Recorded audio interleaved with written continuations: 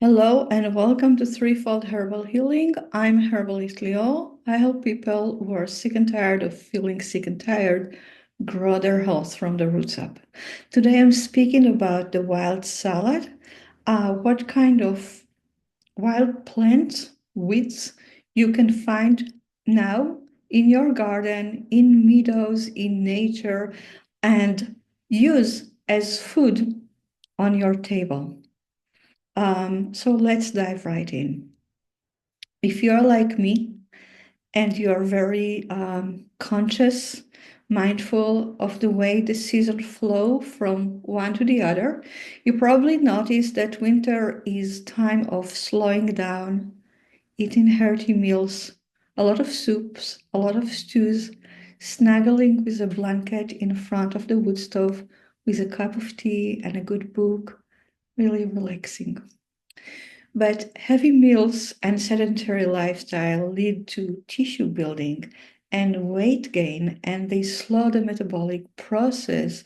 So there is a buildup of fat that is really functional because you want to insulate yourself and protect yourself from the cold weather out there. Uh, at the same time, also the lymphatic system slows down, so there is a buildup of toxins in the body.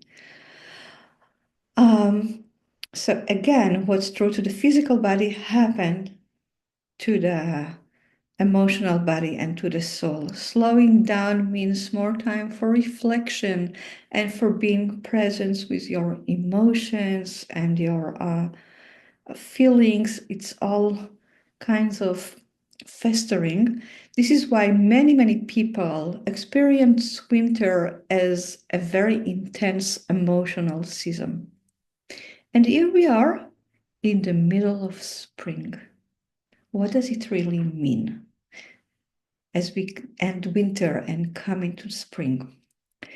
In nature, spring is associated with the rebirth of seedlings, rebirth of babies, lambs. In the same ways that a new baby leaves behind the placenta in order to be born and manifested into the world, we need to leave behind everything that nourished us during the winter, all those things that protected us and nourish us in order to emerge new into the new thing that is waiting for us in the summer. It's like the snake shedding its skin. When spring arrives, we start to shed layers. First, it starts with clothes, but then we start to shed weight, hopefully, all the weight and all the toxins that we gained in the winter. Every time that spring arrives, I'm at awe because nature always anticipates what we need, what I crave, and provide it in abundance. It might be that the underlying truth actually is that our body developed in the context of nature. So our body learned to crave what nature already provides. You will find that many edible weeds that are first to emerge in the spring are exactly what you need in order to support a gentle detox exactly when you need them. So here is what you look for when you are venturing outdoors in the spring into your garden, into the meadows, and are looking to get free ingredients for your salad from the weeds that grow out there. One word of caution, you don't want to harvest or wildcraft next to a road or in a place that is sprayed. So you want your weeds to be clean. The first one we will talk about, that's not surprising, is dandelion. It is one of the first plants to pop up when the snow melts down, and it is being used for centuries for food and for medicine. Now, all parts of the plants are edible.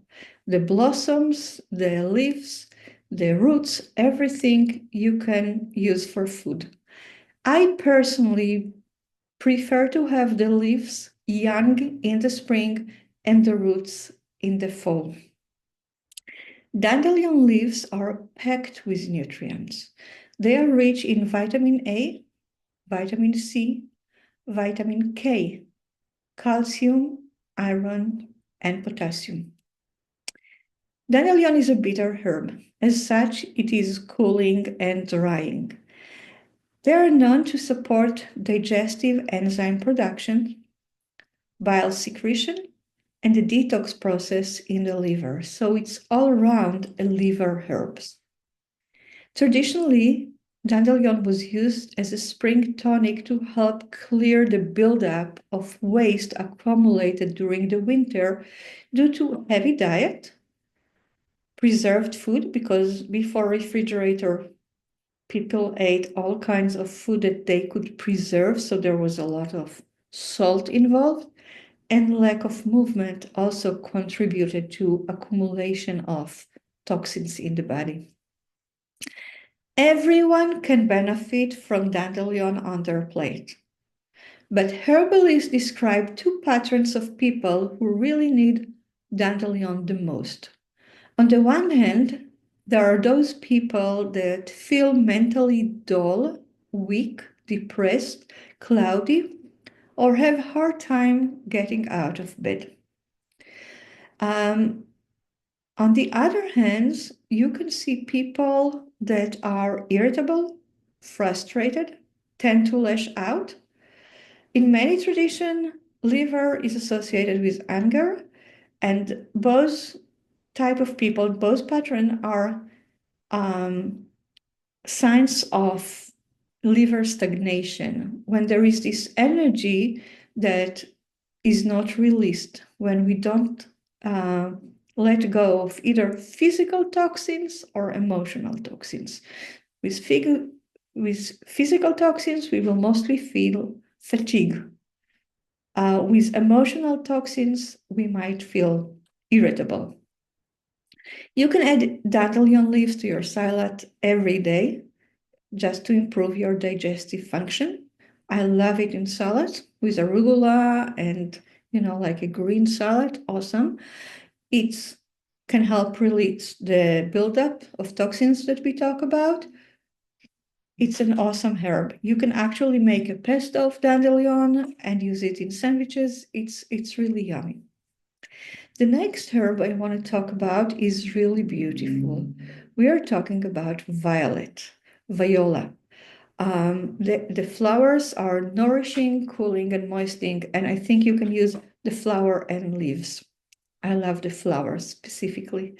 They are rich in minerals and especially abundant in vitamin A and vitamin C. This is important because vitamin A help create immunoglobulin A that is important for catching pathogen in the mucus of the respiratory system, mouth, nose, entrance to the body, throat, and vitamin C helps stabilize muscle. Together, they are very beneficial for people that struggle with seasonal allergy. And right at spring, when we have on the the pollen that causes the seasonal allergy, we also have nature provide the remedy that can help. So violet can really help with reducing symptoms of seasonal allergy with other herbs. Violet is perfect alternative or a good addition to people who are trying to work with stinging nettle, because stinging nettle is diuretic, so it's very drying, and violet is moistening. So together they create a balance. It's a moist mucilant herb, so it contains this lubricating mucus that is soothing, cooling for irritated, inflamed tissue. If you want to experience this mucilant, all you need to do is really pick up some violet and chew on them, and immediately you feel it lubricating your mouth. Violet also works on the lymph node. It is moistening alternative. Alternatives are herbs that alter fluids in the body. It's effectively cleansed and purified in the presence of infection. It's commonly used to clean impurities from lymphatic system, the blood, the extracellular fluids, the joints, and the skin. If your lymph is congested, swollen, stiff, and painful to touch, like your lymph node, violet infusion can help resolve congestion.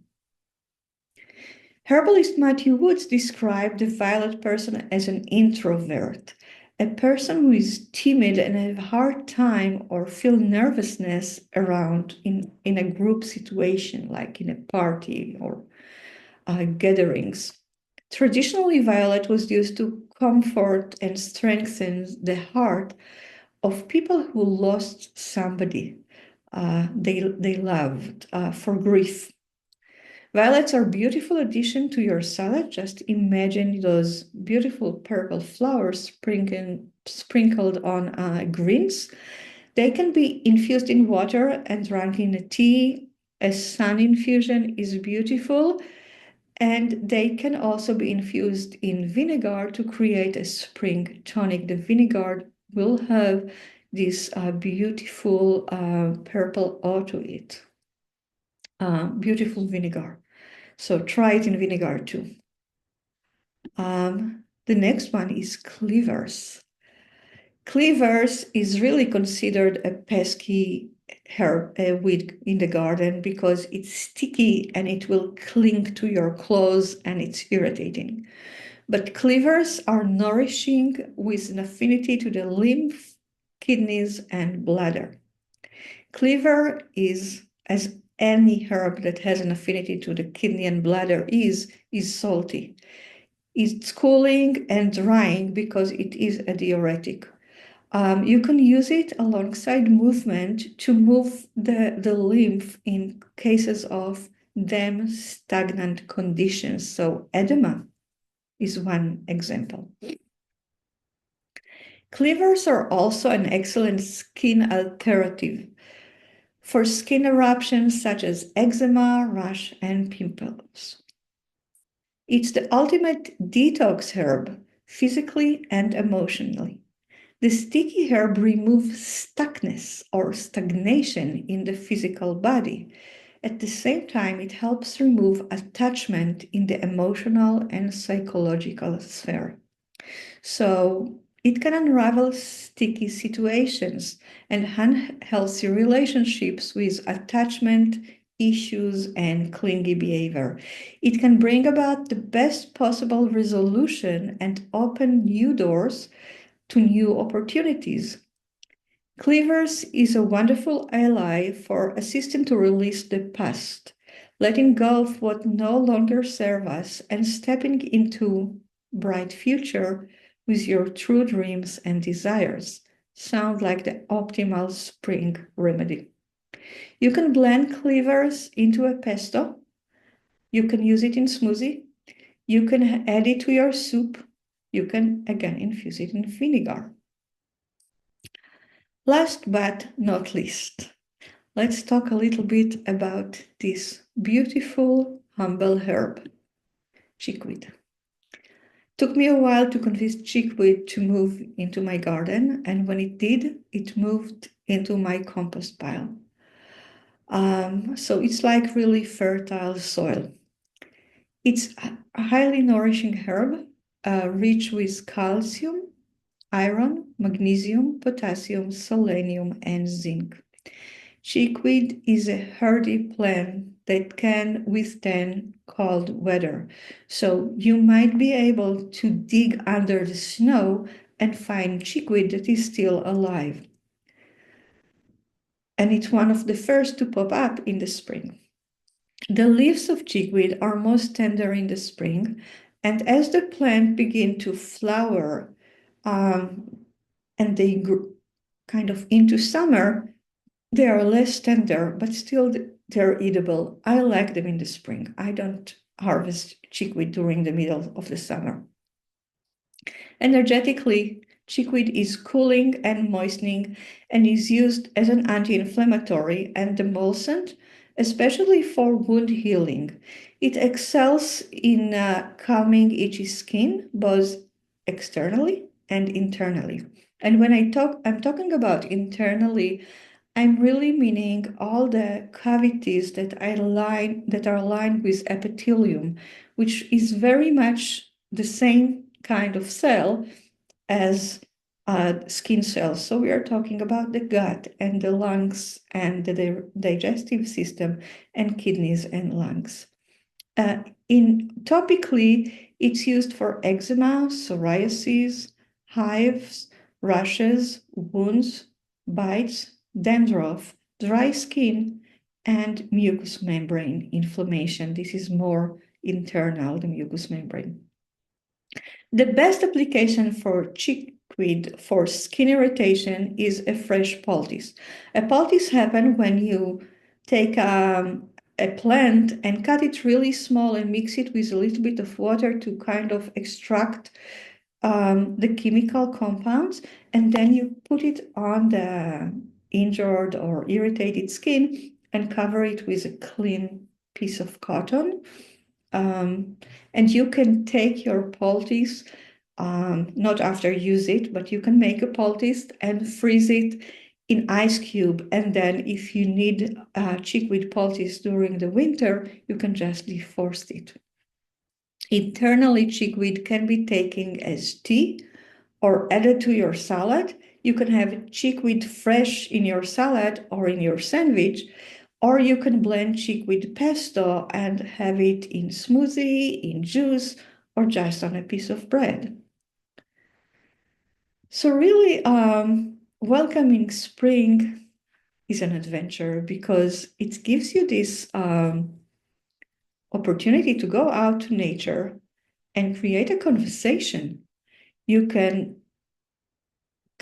this is what I crave, this is what's here, what is she giving, how it can serve me, how I can serve nature. It's a beautiful opportunity to experience the shifting seasons and how each season nature provides us exactly what we need. Thank you for listening to this recording. I hope you benefit from it, and I would love to hear from you. Please leave me questions or comments in the comments. Thank you.